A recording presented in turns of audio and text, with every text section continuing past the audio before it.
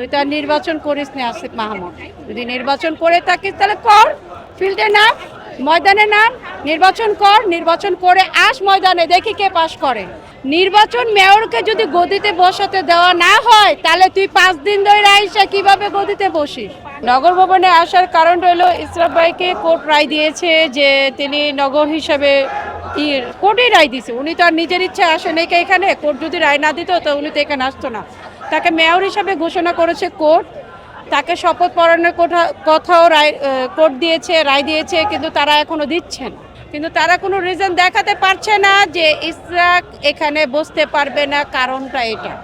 উনি যদি বসার যোগ্যই না হয় তাহলে কিন্তু কোর্ট দিত না। উনি কিন্তু নির্বাচন করে মেয়র হয়েছে।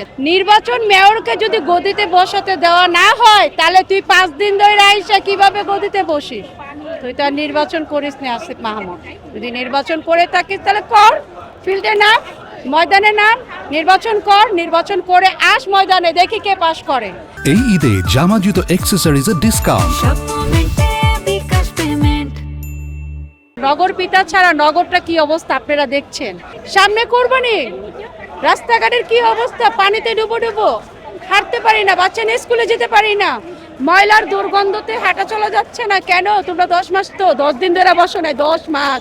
যমুনার থেকে আপনার যখন আমাদের আন্দোলন 2 দিনের জন্য স্থগিত করা হলো, পরবর্তীতে প্রধান বিচারপতি তিনি একটা নির্বাচন কমিশনারকে একটি আদেশ দিয়েছিল। সেই আদেশ অনুসারে এখন পর্যন্ত আমাদের ইঞ্জিনিয়ার ইশাকের আপনার শপথ পাঠ করাচ্ছে না। এর জন্য আমাদের আন্দোলন আজকে 17তম দিনে আমরা আন্দোলন চলমান আছি। এর পেছনে দায়ী হলো এই স্থানীয় সরকার মন্ত্রণালয়ের যে দায়িত্বে আছে উনি আসিফ মাহমুদ। কেন করছে এটা এখন আমাদের জনগণের, ঢাকাবাসীতে সম্পূর্ণ পরিষ্কার। তারা দুর্নীতি করে কোটি কোটি টাকা বাণিজ্য করছে।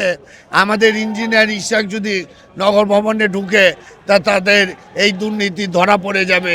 এর জন্য তারা আমাদের ইঞ্জিনিয়ার ইশাককে তারা শপথ পাঠ করাচ্ছে না। আমরা তো আশাবাদী আসলে প্রথম থেকেই, ফ্যাসিবাদী সরকারের সময় আমরা আশাবাদী ছিলাম যে আমরা যাকে ভোটের মাধ্যমে নির্বাচিত করেছি উনিই তো বিজয় হয়েছিলেন। কিন্তু তখন দেখা যাচ্ছে আমরা হতাশ হয়ে গিয়েছিলাম তাদের ফ্যাসিবাদী আচরণের কারণে। নির্বাচন সকাল মুহূর্তে যখন আমাদের প্রতিটি পোলিং এজেন্টগুলো বের করে দেওয়া হয়েছিল, অন্যায় অত্যাচার নিপীড়ন করে তারা গ্রেপ্তার করে আমাদের সমস্ত নেতাকর্মী যারা ছিল, ঢাকাবাসী যারা ছিল, যারা সমর্থন ছিল ইশরাক হোসেনের ধানের শীষের পক্ষে যারা ছিলেন, তাদের প্রত্যেকে কেন্দ্র থেকে বের করে দেওয়া হয়েছিল। পরবর্তী সময়ে আমরা ওই ফ্যাসিবাদী অপশক্তির বিরুদ্ধে আমরা আন্দোলন সংগ্রাম করতে গিয়ে আমাদের বহু নেতাকর্মী, অসংখ্য নেতাকর্মী প্রাণ দিয়েছেন, কারাগারে গিয়েছেন। পরবর্তী সময় সাজাপ্রাপ্ত হয়েও তারা ওই ফ্যাসিবাদীর বিপক্ষে যে আন্দোলন থেমে থাকেনি। পরবর্তী সময় ওই আন্দোলনের কারণেই কিন্তু ফ্যাসিবাদীর পতন হয়েছে। 5ই আগস্টের পরবর্তী সময়ে আবার দেখতে পেলাম আমরা আদালতের মাধ্যমে যে রায় দেওয়া হয়েছে, ইঞ্জিনিয়ার ইশরাক হোসেনকে বিজয় ঘোষণা করা হয়েছে। বিজয় ঘোষণা করার পর ওনাকে গেজেট প্রকাশ করা হলো। আমরা আশা করেছিলাম অচিরেই আমাদের নির্বাচিত মেয়র, আমাদের সাবেক মেয়র মরহুম সাদেক হোসেন খোকা সাহেবের সুযোগ্য পুত্র, আমাদের সকলের আশা আকাঙ্ক্ষা ইঞ্জিনিয়ার ইশরাক হোসেন এই নগর ভবনে বসে তিলোত্তমা ঢাকা মহানগরকে একটি সুন্দর পরিচ্ছন্ন নগর গড়ে তুলবেন। কিন্তু আমরা হতাশ হয়ে যাচ্ছি। 1 দিন 2 দিন 3 দিন, এই আজকে দীর্ঘদিন হয়ে গেল, এখনও আমাদের যে মেয়র ওনাকে শপথ করানো হচ্ছে না।